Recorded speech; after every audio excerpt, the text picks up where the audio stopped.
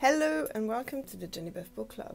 For those who are joining us for the first time, all through the summer, I'm picking 3 books every week, every Friday, and talk about them to you. This is week 6, and I've selected 3 books which pretty much changed my life. Young boys forever, a kiss and a murder. Some of you have been asking that I select more French books, so I've decided to start with a French philosopher, Anne Dufourmantelle, Éloge du risque.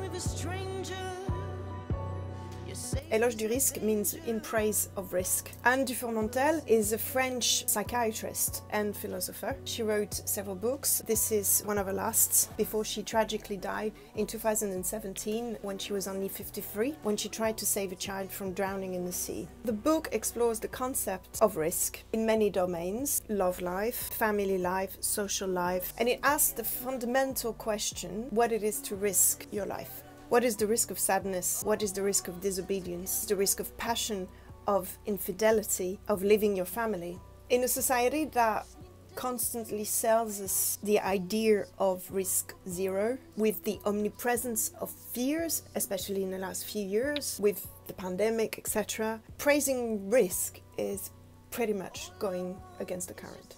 And that's why I really love this book, because this is a book that will make you want to live and not become what she calls les morts vivants, which means walking deads. Éloge du risque, in praise of risk, by Anne Dufourmantelle.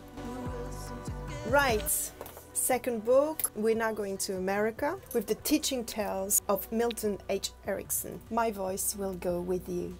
Erickson was an American psychiatrist and a psychologist of the 20th century who dedicated his life to the advancement of the use of hypnosis in the context of medicine. So this book takes this knowledge of hypnotherapy and makes it available for the public.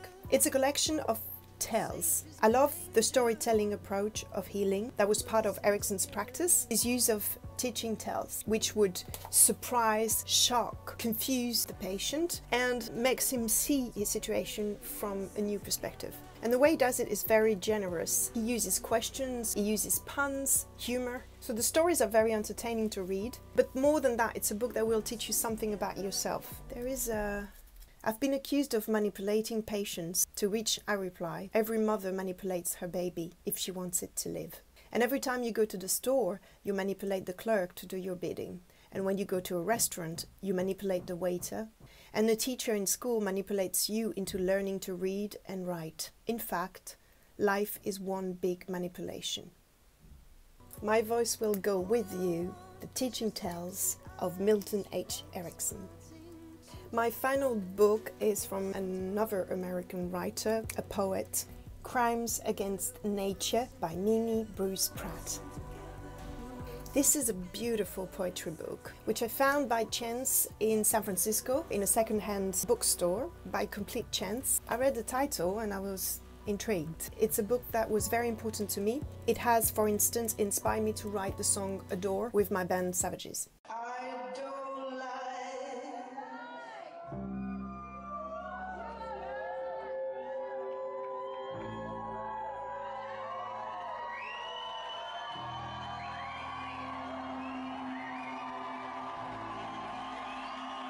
Crimes against nature is the derogative term that we often hear about homosexuality, right? In this collection of poems, she makes it clear that the real crime against nature is the violence and the oppression against herself and other minorities. Most of the poems are addressed to her sons, who she had to abandon after she fell in love with a woman, and her husband gave her 2 choices. Either she renounced to be a lesbian, to be herself, or she never gets to see her kids again. The beauty about this book is that she left. And in a masterful sequence of poems, she tells that story of loss and recuperation. And I think there's some connection with the first book I was telling you about the idea of risk, risking your life. What does it mean? Crimes Against Nature, Minnie Bruce Pratt. Right, thank you so much for watching. Hope you enjoyed my selection this week. Don't hesitate to leave comments underneath, suggest books for me to read. I want to make this a place for exchanging ideas and inspiration, so go for it. I'll see you next week. Bye bye.